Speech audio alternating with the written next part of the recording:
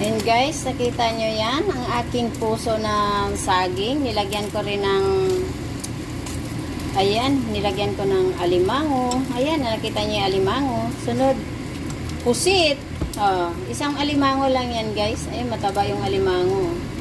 Tapos, nilagyan ko rin ng pusit. Tapos, nilagyan ko ng okra. O, diba guys? Tapos, ang gagawin ko dyan yan, nilagyan ko ng gata. Ayun guys, nilagyan ko na ng gata.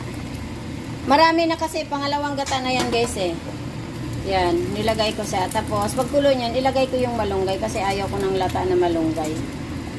Para ano tawag dito? Pangalawang gata ko na to guys eh, kasi kanina kunti lang yung ano ko gata. Kaya ngayon, dadamihan ko siya ng gata. Ayan.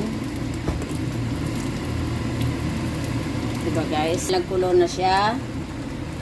Ilagay ko yung